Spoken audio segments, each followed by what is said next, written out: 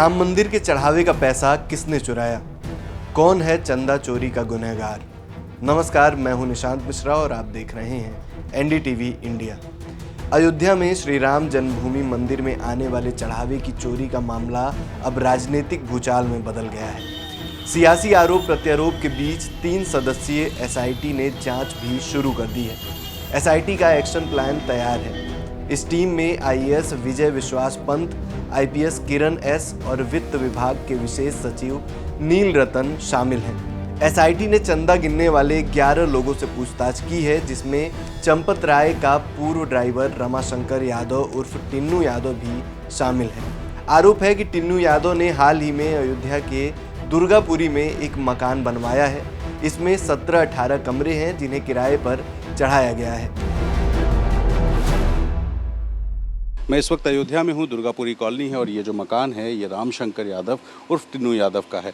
और सामने जो आप नेम प्लेट देखेंगे, यहाँ रामशंकर यादव विश्व हिंदू परिषद लिखा हुआ है। और ये जो मकान है इसको लेकर के दावा है कि जो टिन्नू यादव हैं वो चंपत राय के ड्राइवर हुआ करते थे और चंपत राय का ड्राइवर बनने से पहले वो एक आम ड्राइवर की तरह ऑटो और किसी की गाड़ी चलाया करते थे। 8-10 हज़ार रुपये तनख्वाह हुआ करती थी। अब दावा ये है कि चंपत राय के साथ आए तो तनख्वाह बढ़ करके 18-20 हज़ार रुपये हो गए। लेकिन इस 18-20 हज़ार रुपये की तनख्वाह में एक बड़ा मकान, और न सिर्फ ये बड़ा मकान बल्कि दावा ये है कि इसके अलावा भी कुछ मकान हैं जो अयोध्या में और लखनऊ में रामशंकर यादव ने बनवाए हैं। एसआईटी तहकीकात करेगी कि एक मामूली तनख्वाह पर काम करने वाले टिन्नू यादव ने मकान के निर्माण के लिए पैसे कहां से जुटाए। इसके अलावा बैंक कर्मचारियों और मंदिर के पुजारियों से भी पूछताछ की जा सकती है।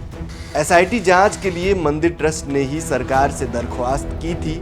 ट्रस्ट से जुड़े अधिकारी जांच को बेहद जरूरी मान रहे हैं। सही जांच हो जाए।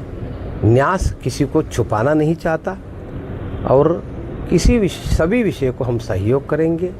और हमारे निवेदन को राज्य सरकार ने स्वीकार करते हुए केवल और केवल 12-15 घंटे में उन्होंने 3 लोगों का एसआईटी टीम गठित किया है। एसआईटी मंदिर ट्रस्ट के पदाधिकारियों और कर्मचारियों से पूछताछ कर 7 दिन के भीतर शुरुआती रिपोर्ट सौंपेगी।